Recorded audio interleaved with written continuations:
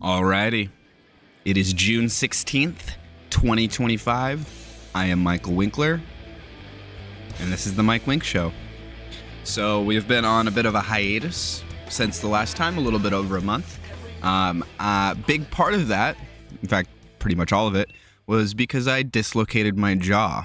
So a little bit of story time here. I play on a couple of adult men's ice hockey teams, and I play center typically. So I'm driving a lot of the offense into the offensive zone, our offensive zone, their defensive zone. And I'm coming into their corner, so it would be our offensive corner, their defensive corner, sort of behind their net. And I'm going after a puck, and me and one of their defensemen he's to my left, and we're coming in at about the same time, about parallel, and that happens sometimes. And when that happens, you kind of have this split-second thing where you and the other guy realize you're going to get there at the same time, and so you kind of jockey for position whose stick is under or over the other so they can get first touch on the puck.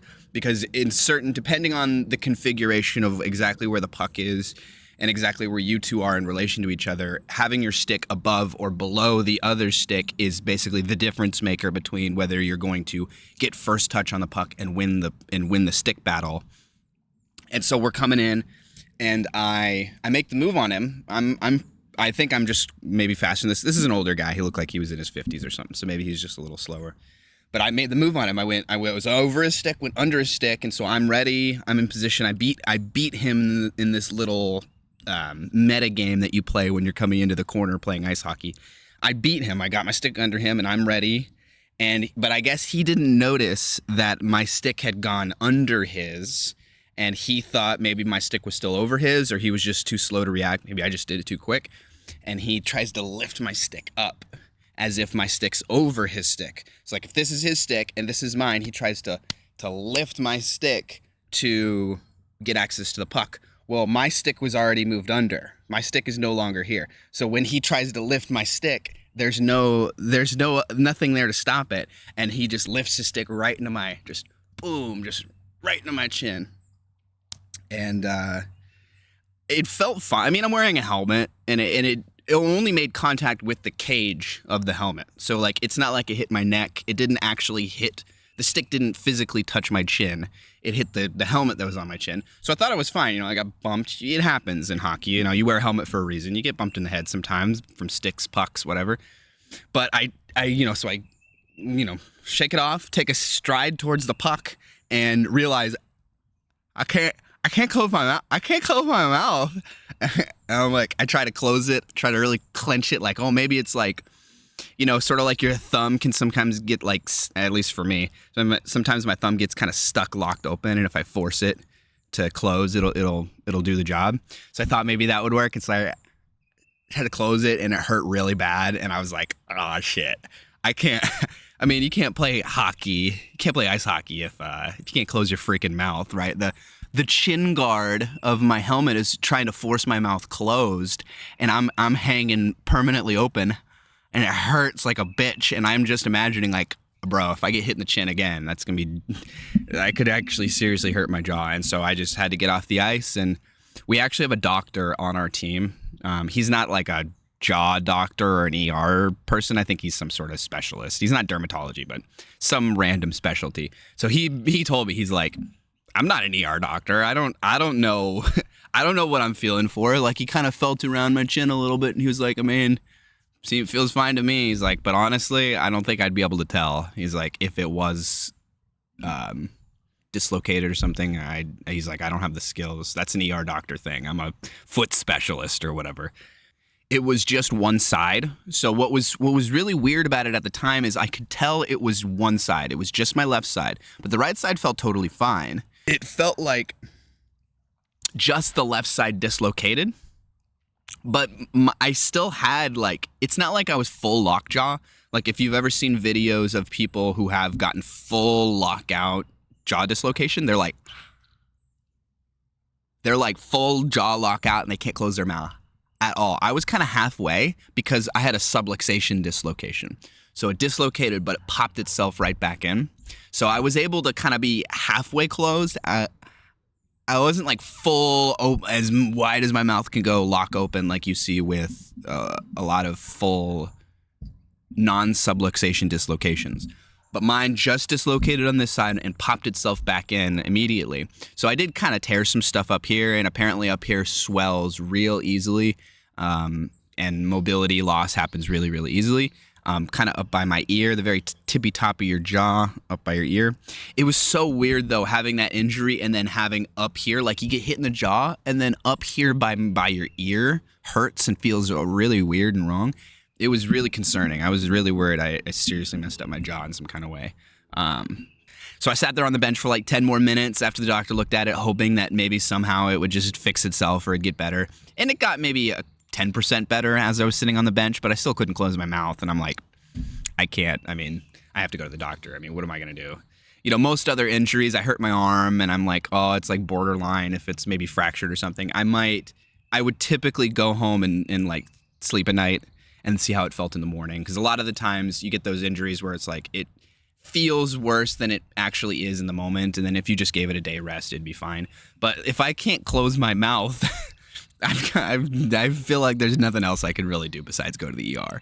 So I went to the ER and they gave me a CT scan. Everything looked fine. Like I said, subluxation dislocation, so it popped itself right back in. But I couldn't close my mouth for about 2 weeks. I could kind of talk. I tried to record a session. I tried to record an episode. Maybe I'll chop up that footage someday. But I couldn't close my mouth for about 2 weeks and eating mashed potatoes and applesauce for about a week and a half of that. By the end of the second week, I could kind of just barely get my molars together. And I couldn't fully get them together, but just enough that I could kind of like get some food in there and kind of wiggle my jaw around and make it work. But yeah, so that was interesting way to dislocate your jaws. Playing ice hockey, getting high sticked right in the chin.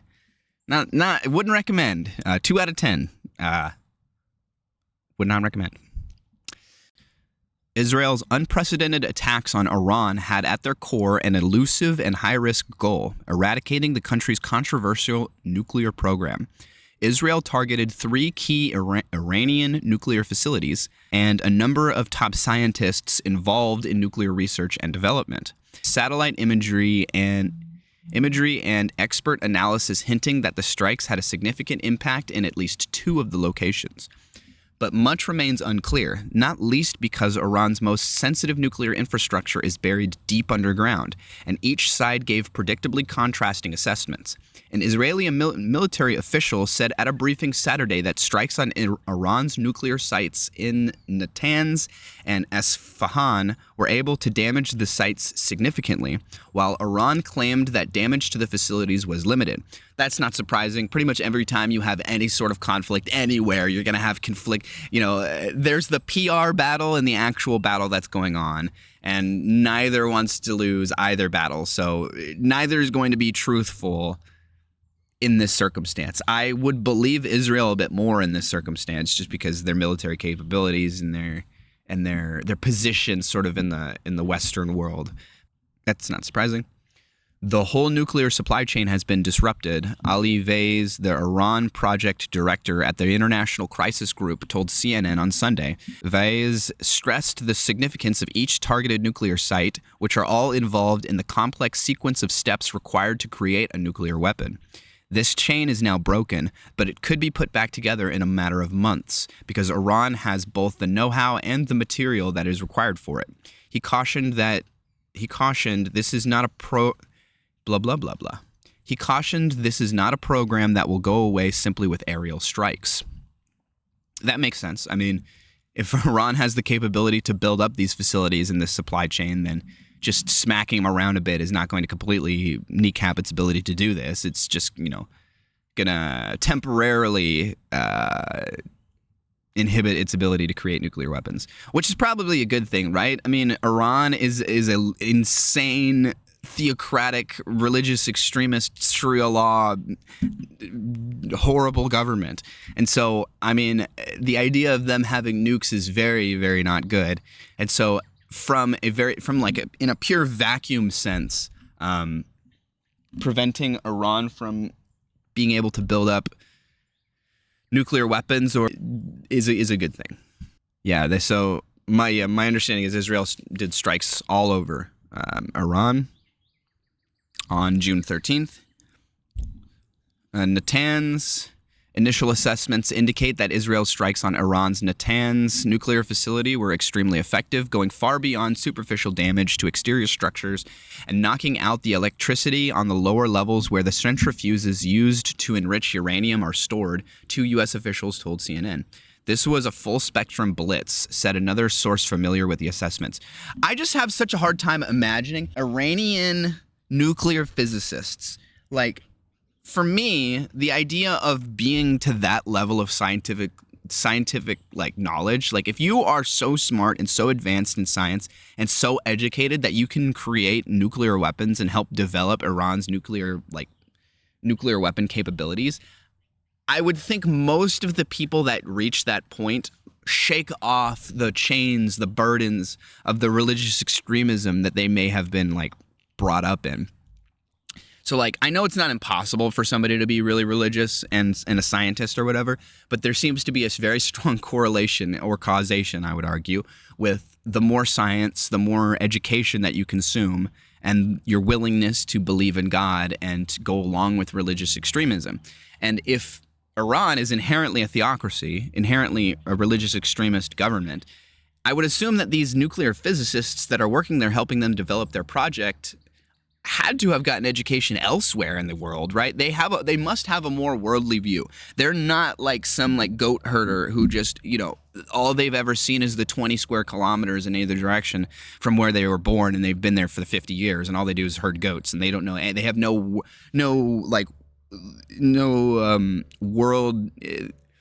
They have no worldly perspective on things. But these nuclear physicists, I'm assuming, had to have gone and studied elsewhere. They didn't learn how to do all this in Iran. And so they likely have exposure to they have a more worldly perspective on things.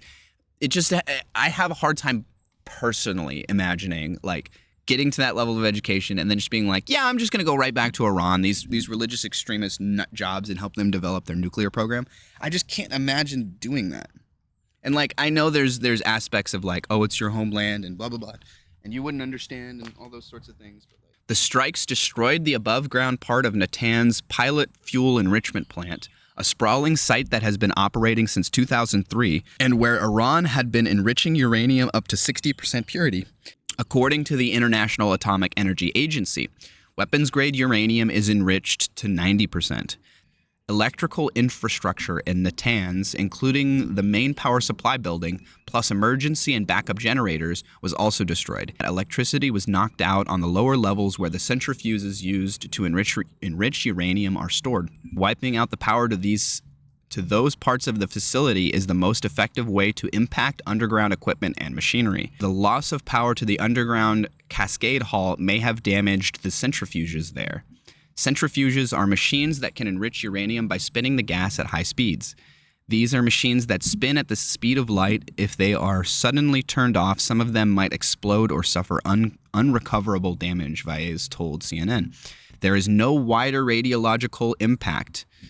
The level of radioactivity outside the Natanz site has remained unchanged and at normal levels, the IAEA said. However, due to the impacts, there is radiological and chemical contamination inside the facilities at Natanz, it added, though the levels would be manageable. There's also a stockpile of highly enriched uranium in Natanz, in one of the buildings that Israel could strike, but hasn't, Valles said. The risk there is an explosion could potentially turn that stockpile into a dirty nuclear bomb that would create radioactive contamination with disastrous environmental and humanitarian effects. So it seems, based on what this article is saying, it seems like Israel chose these sites in Iran to strike very deliberately, and that they had 2 other sites that they could have hit, or one other site, it looks like, one other building, very specific site that they could have hit, that held already enriched uranium, and that a more bad faith, less interested in trying to minimize civilian casualties and damage actor would say, oh, that's the perfect target, because we hit that, we just bomb it regularly, and it turns into an even bigger bomb, turns into a dirty bomb for us, and that's just a win-win. But it seems like, based on what this article is saying, that Israel said, no, We're not going to do that. We're only going to go after their sites. We're not going to create a dirty bomb here by bombing their building with all their currently enriched uranium, because that's just, it's the negative consequences of that are too much. Equipment at two facilities, Natanz and Isfahan, had been moved in anticipation of the strikes, a claim that CNN cannot independently verify. The facility was, that wouldn't surprise me too much.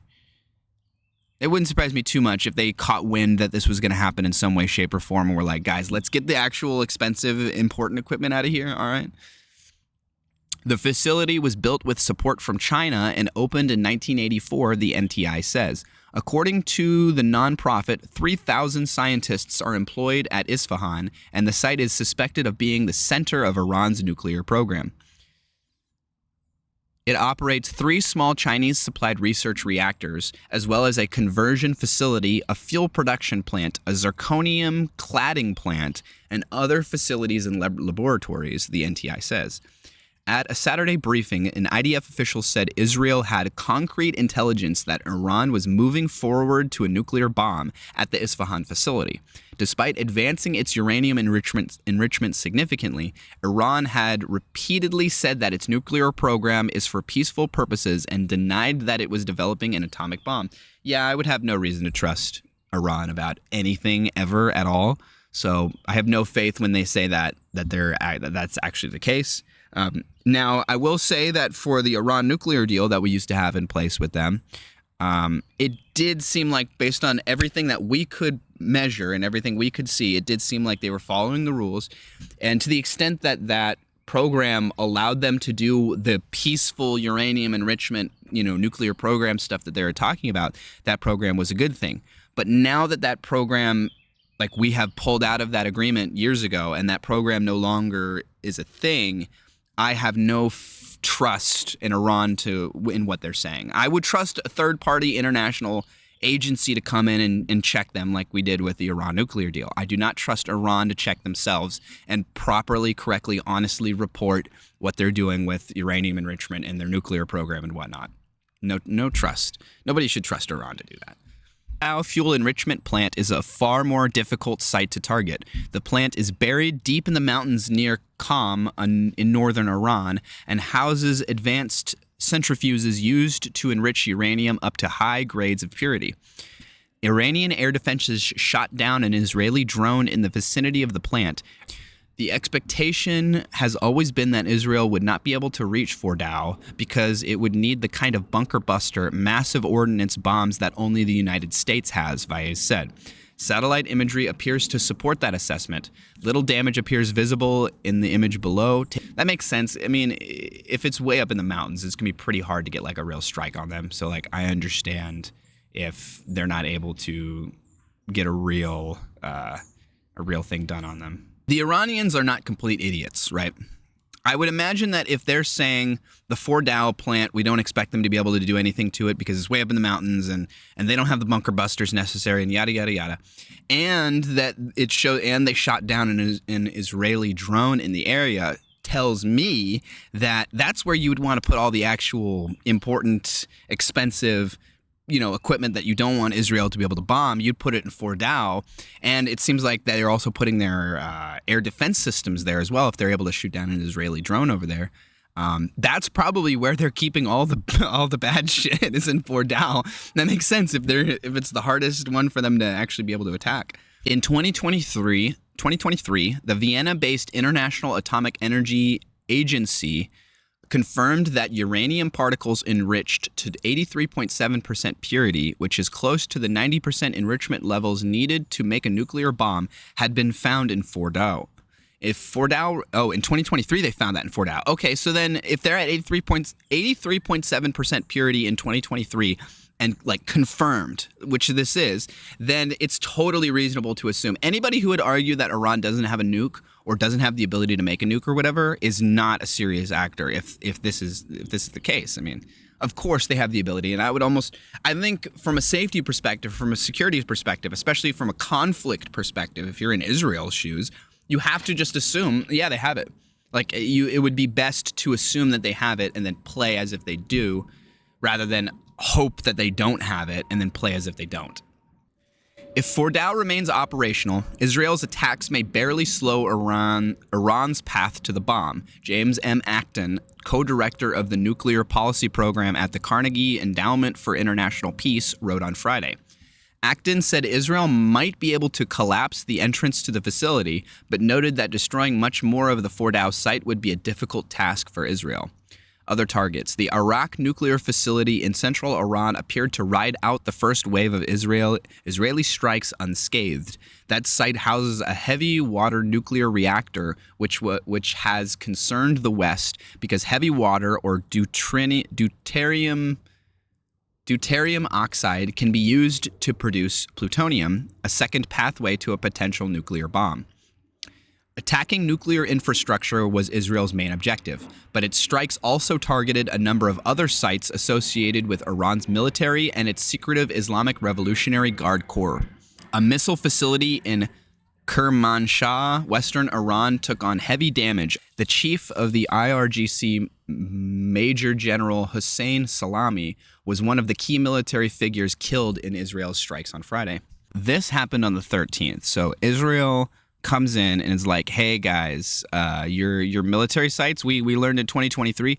I bet Israel has been planning to do this since 2023, since this 83.7% enrichment had been confirmed by the International Atomic Energy Agency.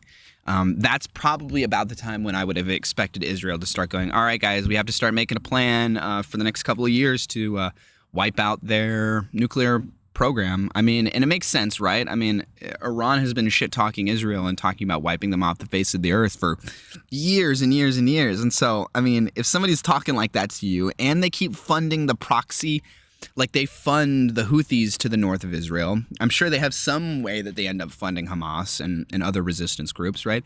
I mean, it seems entirely reasonable to me that Israel would want to and has justification to go in and try and stop Iran from developing a nuclear program to develop nuclear weapons. Now, if you could have some way of parsing out them creating a nuclear program for energy and them creating a nuclear program for weapons, then maybe I think Israel coming in and stopping the energy part of it would be wrong. But they're not doing that. They're coming. It seems to me, and based on the reporting that I've seen, they're very specifically trying to target nuclear facilities and military bases and whatnot. And that furthermore, they've done even further analysis on that and aren't just going wanton, oh, it's a nuclear facility, we're just going to start bombing it. They even said, we know this building has enriched uranium in it. If we bomb that, it's going to turn into a whole dirty bomb and screw up, the environment and the livability of the area for a long time. We're gonna leave that building untouched. The IDF spokesperson said around 200 Israeli jets participated in the operation, striking around 100 targets. The operation, nicknamed Rising Lion, will continue. What a dumb name! Will continue for as many days as it takes to remove what he characterized as an existential threat to his country. Netanyahu said Iran has made enough highly enriched uranium for 9 atom bombs and has taken unprecedented steps in recent months to weaponize the material and produce a weapon in short time. He did not provide evidence to support his claim. We already have evidence of this, okay? The Israeli leader said that his forces targeted Iran's nuclear enrichment program, its nuclear weaponization programs, its main enrichment facility in Natanz, its top nuclear scientists, and its ballistic missile program.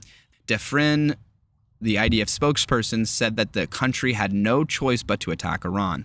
Without presenting specific evidence, Defrin said that Tehran's nuclear program is an imminent and existential threat that could pose a global threat.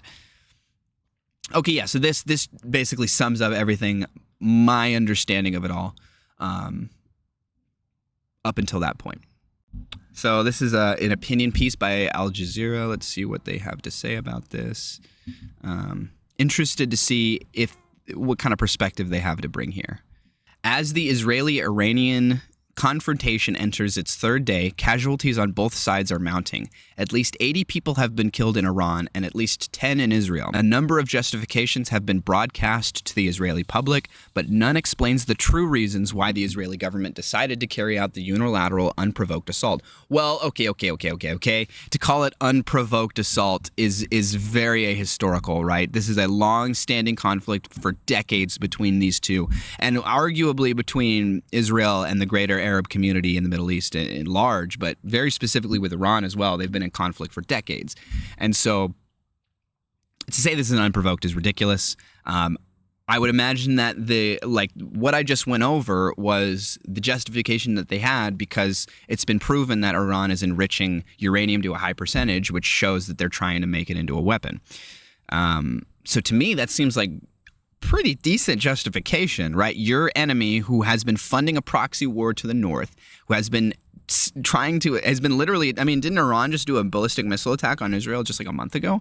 I mean, this is not unprovoked. It's insane to say that. The Israeli government claims that the strike was a preventive one, meant to address an immediate inevitable threat on Iran's part to construct a nuclear bomb. There appears to be no evidence for this claim. What? Wait, the Israeli government claims that the strike was a preventive one, meant to address an immediate, inevitable threat on Iran's part to construct a nuclear bomb. Well, it seems like, based on the International Atomic Energy Agency themselves, they in 2023, they saw that they have literal proof, undeniable proof that Iran was enriching uranium at least to 83.9%. And there's absolutely no serious person would be like, yeah, they're just going to 84%. No, they're going to 90%, which is the threshold to make a weapon. Of course. What else would they be doing with that uranium? Why else would they be enriching it? Oh, this article is going to be so stupid. I can already tell. Oh, my God. There appears to be no evidence for this claim. Nonsense. Israel's strike was undoubtedly meticulously planned over a long period of time. Yeah, it seems right. You're not able to do a strike like that, of that scale. And it's not like Iran's their neighbor, right? I mean, it's not like Iran's on the other side of the world, but it's not right next to them, right? It's not like it's Syria or Jordan. They have to go a good distance to get to Iran. So yeah, they definitely were planning this for a long time. A preventive attack must carry an element of self-defense, which in turn is generated by an emergency. No such emergency appears to have occurred. Didn't Iran just shoot a bunch of ballistic missiles at Israel a month ago? What do you mean? What could you possibly mean? A preventive strike must carry an element of self-defense. How would they have shot missiles at them, right? And I think a really bad argument would be like, well, none of the missiles got through and nobody died, or only a few people injured, or the Iron Dome or their missile defense system shot most of them down. That's not the point, though. The point is they shot missiles at their major cities with civilians and stuff. Like that is an act of war. Additionally, Israel has suggested that the International Atomic Energy Agency report released on June 12th that condemned Iran for material violations of its treaty on the non-proliferation of nuclear weapons commitments until the early 2000s constitutes such an emergency. Oh, so is there another more recent... I need to look at what this IAEA condemnation on June 12th was. Hold on. IAEA declares Iran in breach of nuclear non-proliferation obligations. IAEA censors Iran. The 35-member board of the UN nuclear watchdog, the International Atomic Energy Agency, adopted a resolution declaring that Iran is in breach of its non-proliferation obligations for the first time since 2005. The IAEA said on June 12th that Iran had consistently failed to provide information about undeclared nuclear material and activities at multiple locations. The censure could pave the way for the UN Security Council to snap back sanctions lifted under the 2015 nuclear deal. Tehran threatens to increase enrichment. The Iranian Foreign Ministry responded to the resolution by saying that it called into question the credibility and prestige of the IAEA, vowing to bolster Iran's enrichment capabilities. Ooh, that's not good. So wait, if Iran was willing to make this deal in the past, and now they're basically just saying, we're calling into question the credibility and prestige of the IAEA, that's basically them saying, we're no longer willing to play games with you. We are no longer willing to make a deal. The option of making a deal with the UN or the IAEA with regards to nuclear equipment and weapons and whatnot is completely off the table, and that we're going to we're going to do basically whatever we can from that perspective. So we're going to try and attack the credibility of the IAEA. We're going to try and basically we're going to just double down and be like, guys, we're just going to do whatever we want. I mean, that's what this is saying. Tehran also announced that it will inaugurate a new enrichment facility at a secure, undisclosed location and replace its first-generation centrifuges at the Fordow enrichment facility with sixth-generation centrifuges. According to Atomic Energy Organization of Iran spokesman Behruz Kamalavandi, the move will lead to a significant increase in the production of enriched materials. Okay, so so not only do we have the report from 2023 saying that we know that they're enriching uranium up to a percentage very close to what's necessary, the 90% threshold for making a weapon, that just literally 4 days ago, the International Atomic Agency themselves came out and said they are breaking the rules. They are starting to collect equipment and materials, and it seems like they're starting to make a bomb. If there is ever a justification for Israel to come in and do something like this, this is the justification. Additionally, Israel has suggested that the International Atomic Energy Agency report released on June 12th that condemned Iran for material violations of its Treaty on the Non-Proliferation of Nuclear Weapons commitments until the early 2000s constitutes such an emergency. That seems somewhat reasonable to me. I mean, if that's not an emergency, what is it? But even the IAEA seems to reject that claim. There was nothing in the report that was not already known to the relevant parties. What does that have to do with anything? What does it mean if it's known to the relevant parties? First off, how does the IAEA know that Israel knew about all of this and knew basically about the conditions of the condemnation before the condemnation, right? How could they possibly know that? They couldn't possibly know that. It doesn't matter if it's known to both parties or not. That doesn't mean this is public, right? This is a public agency. What matters is the public perception on this. And if it's now publicly known and everybody knows that you're out there condemning Iran for breaking their deal, breaking the rules and starting to develop nuclear weapons, it doesn't matter if Israel probably had suspicions of that on their own. First off, you don't know that. But second off, it doesn't matter. It's a very weird statement to make. The Israeli government has also suggested, in direct relation to the notion of a preventive strike, that it aimed to decapitate Iran's nuclear program.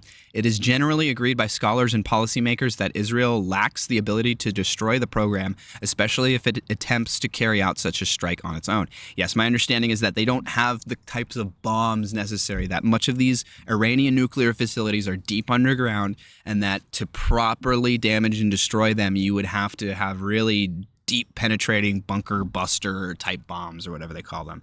And my understanding is that the United States is one of the only people, if not the only country, that actually has that equipment. The nature of the campaign as it unfolds also seems to indicate that Israel never meant to wipe out Iranian nuclear activities. The Israeli army has been bombing various military and governmental targets, from missile bases to a gas field and an oil depot. It has also carried out a string of assassinations against senior Iranian military leaders. Shamkhani is believed to have been a leading figure in the talks with the United States over the past months. His assassination, alongside others, reflects a favorite Israeli modus operandi. Israel often attempts to eliminate specific people in the hopes that their deaths would bring about an unraveling of the systems and institutions they lead. I don't think that they may hope that doing that would cause that. But I don't think they're of like some delusion that like if they cut the head off the snake, another one isn't just going to grow back, right? If they kill this leader, another person, the next person in succession isn't just going to take their place, right? It's not like if they killed, I'm sure they're well aware of that. If they kill the leader of Hamas, a new leader of Hamas will just like come forward, right? And that will basically happen indefinitely, and that killing the leader themselves is not going to do it. But it doesn't mean that it's a worthless action, and to me it's one of the only things that they directly can do. The death of Shamkhani can be construed as an attempt to sabotage talks between Iran and the US. Whoa. Is this article really claiming that Israel struck Iran because they didn't want Iran and the United States to make some kind of deal? What? That seems, first off, I don't even think we're really anywhere close to making any kind of deal with Iran, so I don't know where that's coming from. But second off, it's a insane assertion. That's insane assertion, right?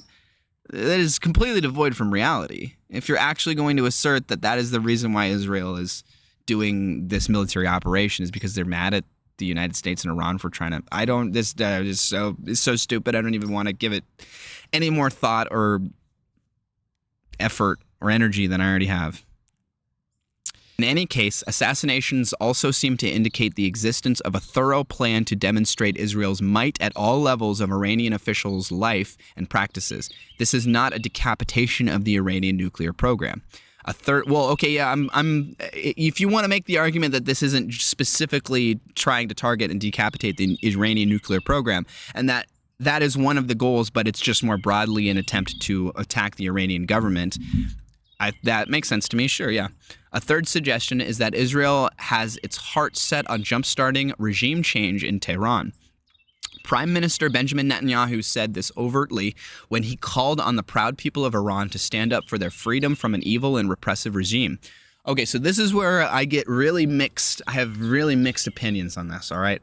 So on one hand, what we've seen from recent history, from U.S. involvement in the Middle East to a number of other conflicts, that regime change generally doesn't work. And I think intuitively that makes sense, right?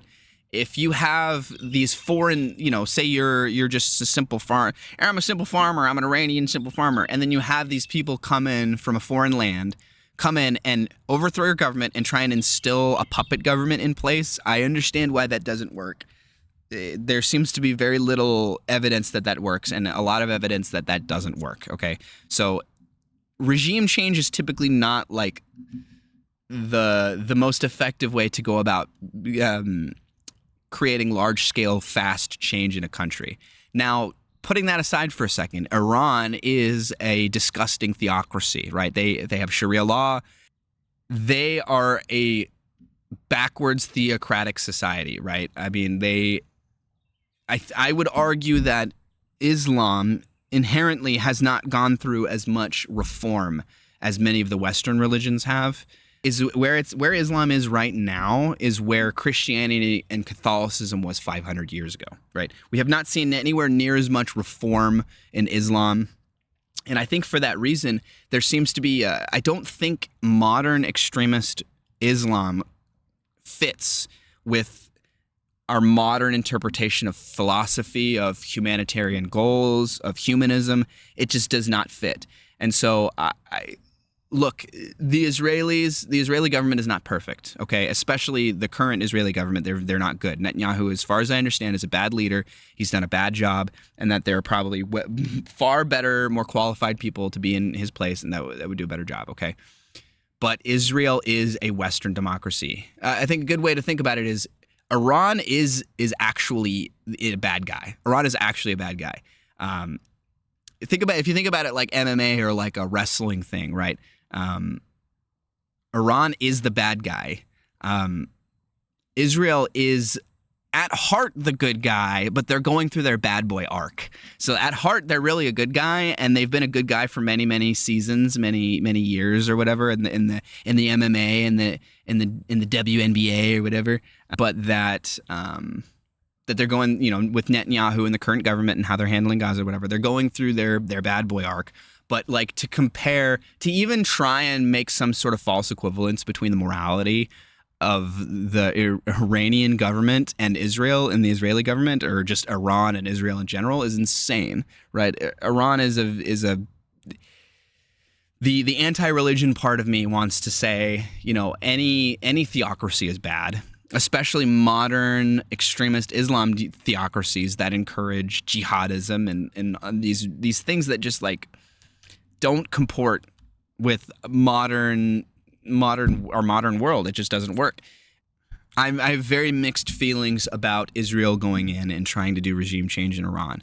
In a vacuum, I'm okay with it because they're trying to do, nuclear program, and they've been doing a proxy war with Israel in the north, and they've done missile strikes on Israel, and they've talked shit to them and talked about wanting to, wipe them off the face of the earth for years, yada, yada, yada.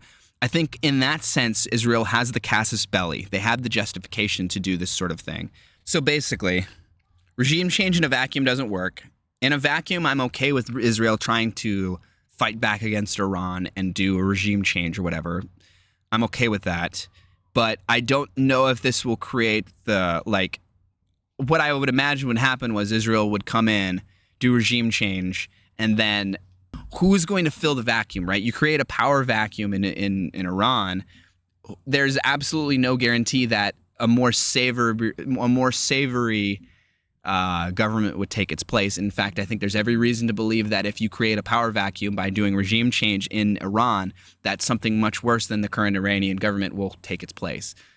The assumption that Iranians would simply do Israel's bidding as it bombs them relentlessly and unilaterally. It's very clear that whoever wrote this article has a perspective, Israel bad, and that they are trying so hard to choose the wording, the verbiage, and frame things in such a way that is the conclusion that the reader comes to.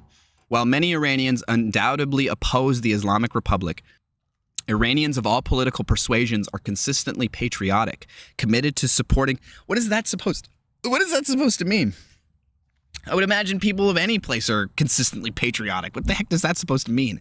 Committed to supporting Iranian sovereignty and independence from any attempts by external elements to impose their agendas on the country.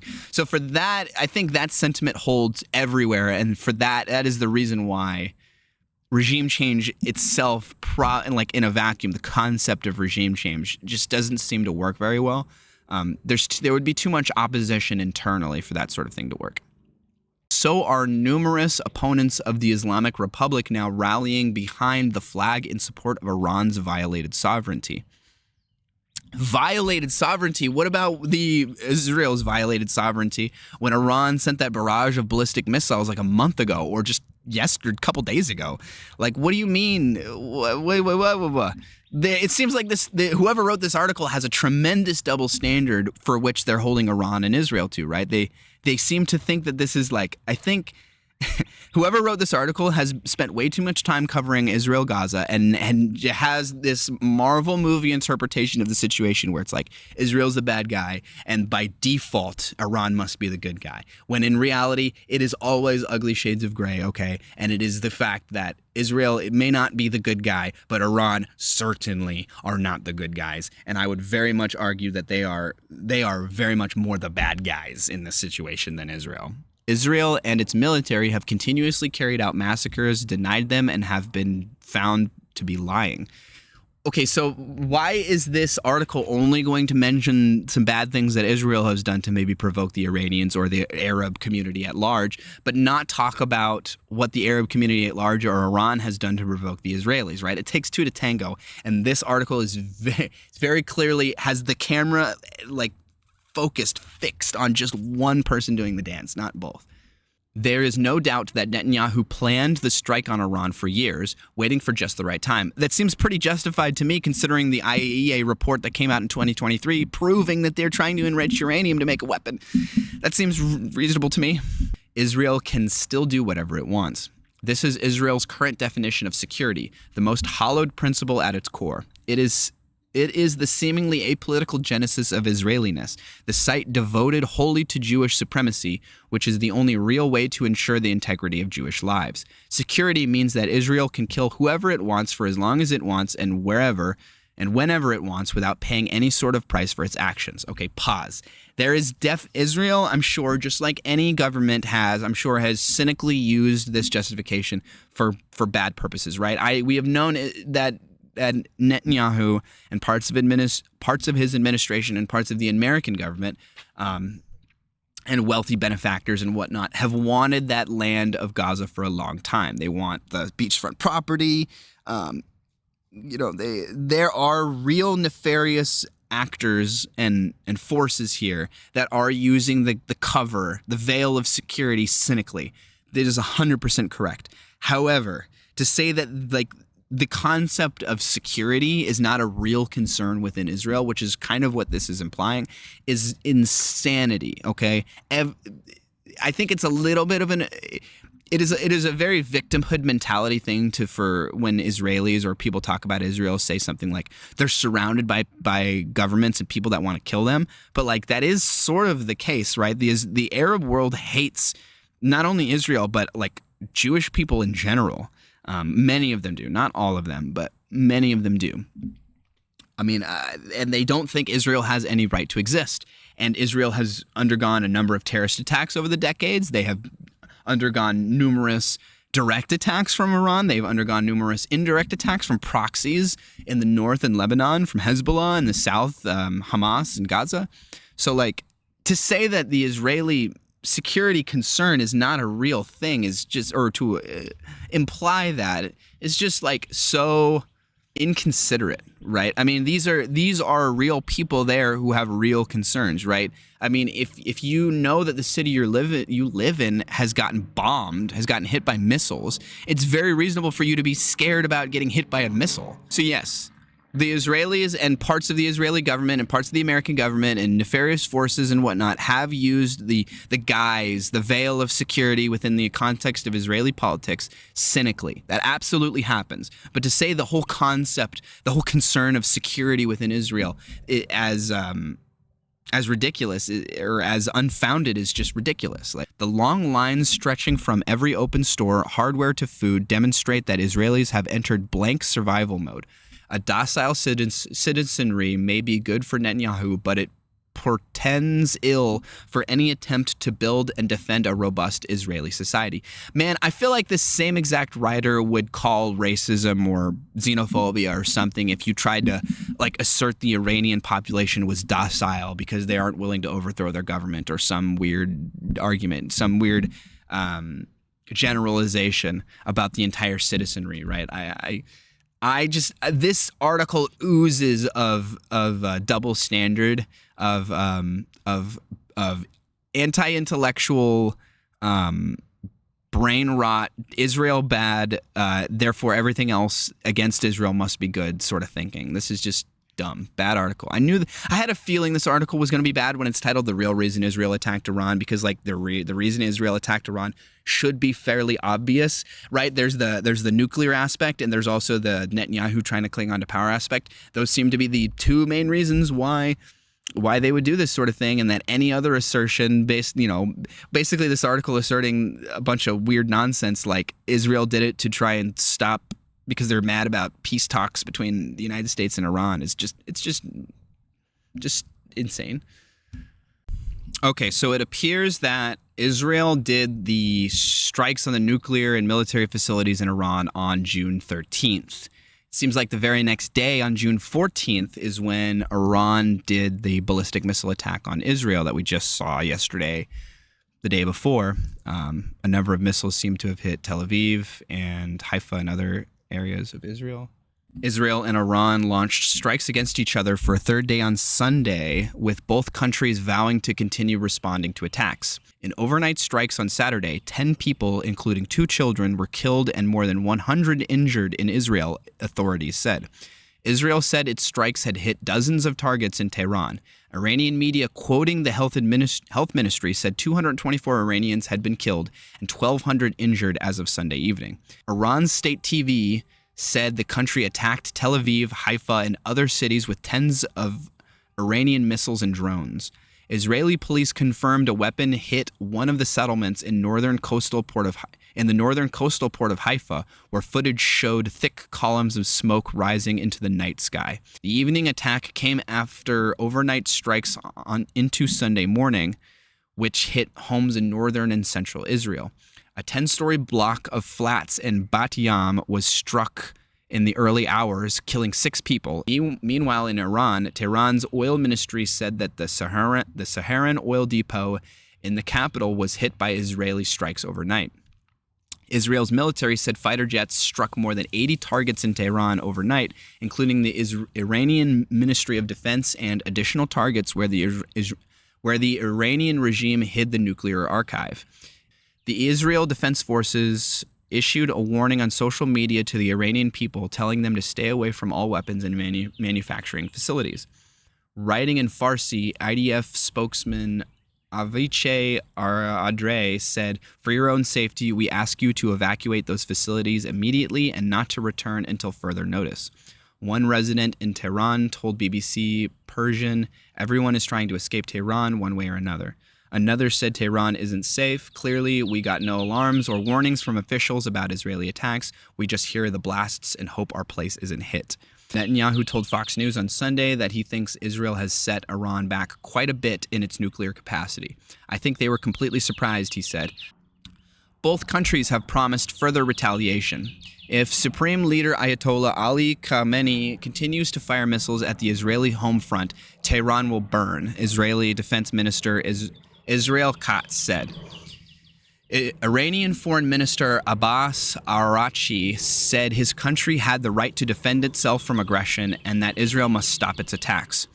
"The ultimate solution is regime change, and now we have an opportunity because this regime is at its weakest point," he said. On Sunday, Trump told ABC News that it's possible the U.S. could get involved after reaffirming the country is not involved in the conflict at this moment. He added he is open to Russia's Vladimir Putin becoming a mediator between the two sides. What? Why would Trump be a mediator between the two sides? It's so weird.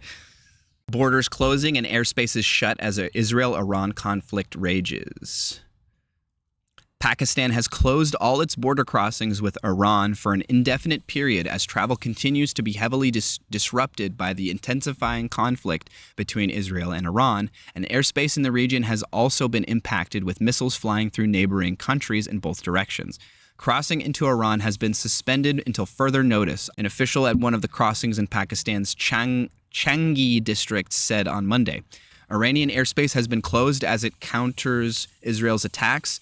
The Civil Aviation Authority said Iran's airspace would remain closed until further notice to protect the safety of passengers.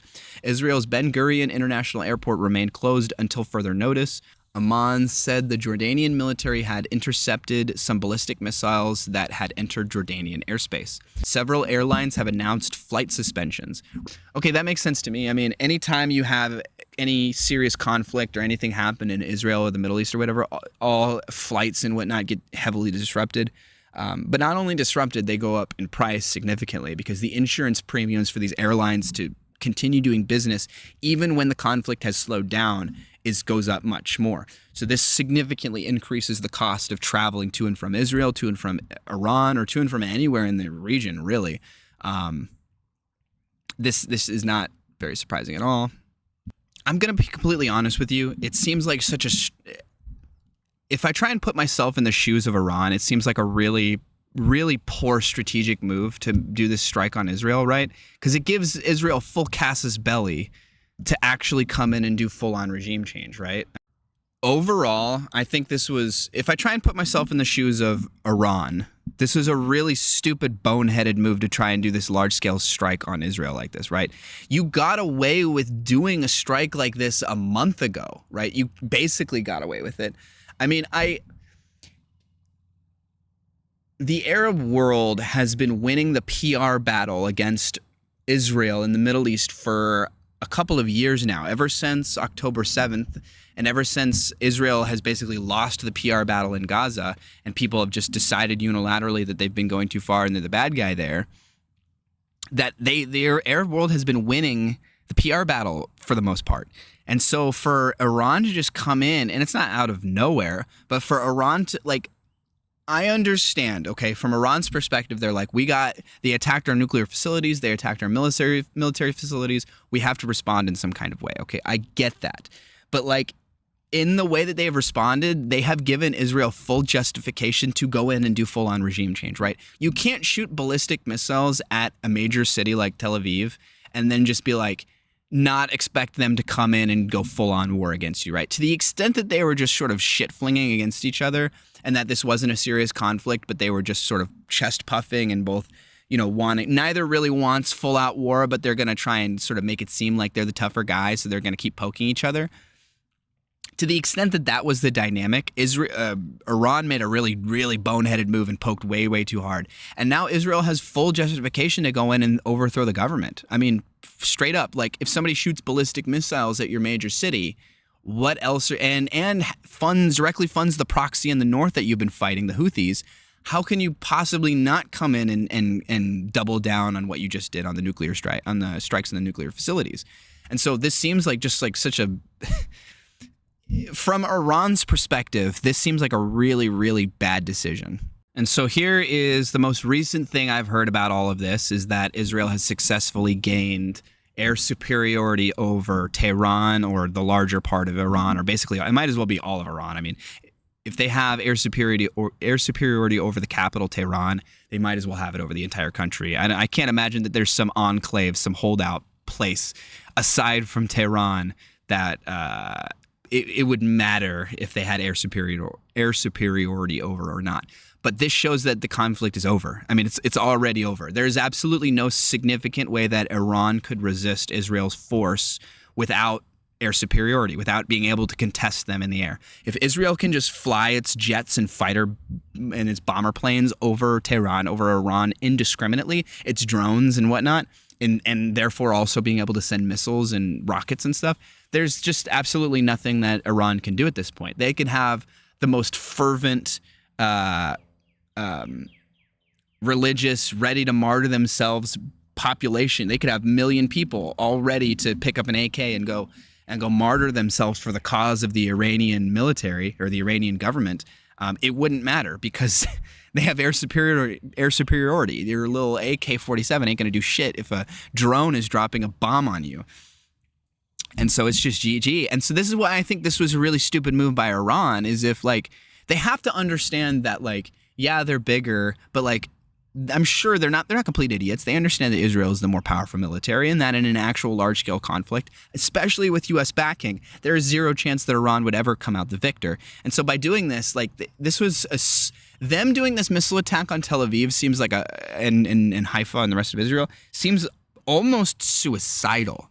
Because I can't, seriously, like, if I am in the shoes of the Iranian military commanders and generals or whatever, and we're starting to plan out this attack, I could not possibly escape the knowledge, the understanding that this attack very well could lead to the end of Iran itself, because this gives Israel full casus belli to do whatever they want. I guess maybe they were hoping that Israel just wasn't going to respond.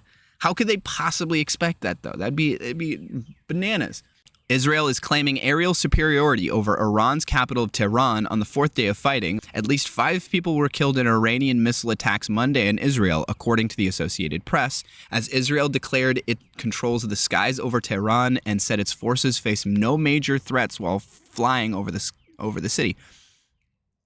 The Israeli military also it's interesting that, like, on one of the articles we read earlier, somebody in Iran said that they don't have any sirens or any information coming from the Iranian military. They just they live in Tehran, and it's just they hear explosions. They have no warning that this was coming, and they have no sense of the scale or where it's going to be or if they're going to be safe, and they just have to cross their fingers and hope they don't get hit.